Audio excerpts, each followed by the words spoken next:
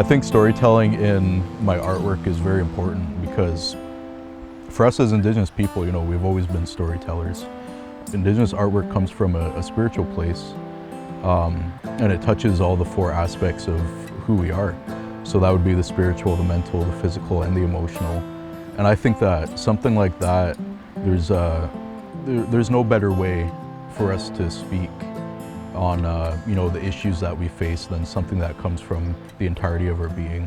Artwork covers our stories, our culture, our history, our teachings. Sagoli deha jistahawe nyungyats ahnawal niwagi lod anashnabe kale onyota aga niwago honjod. Hello, my name is Deha Jistahawe. I'm Turtle Clan, and I'm Anishinaabe and Onyota Aga, and I belong to Beausoleil First Nation, which is where I am right now, and Oneida Nation of the Thames. When it comes to portraying my identity as an Indigenous person, there's this mosaic of different elements of my culture and my community, coming from both, being Onyota Aga and Anishinaabe. I grew up going to Longhouse and the Lodge, both through my mother and my father's sides, and I've been heavily influenced on both of those aspects of my culture.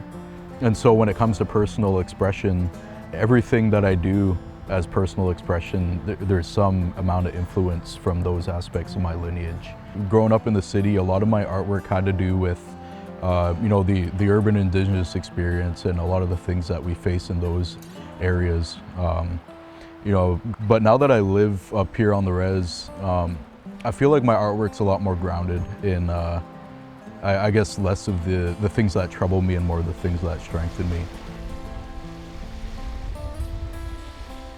When it comes to the impact my artwork has on its viewers, I really hope that it makes people stop and take a good look at it. My artwork comes from who I am as an Indigenous individual, not just, the collective nations that I come from. So for me, when they take a look at that artwork, I want them to see this is one Indigenous perspective of many.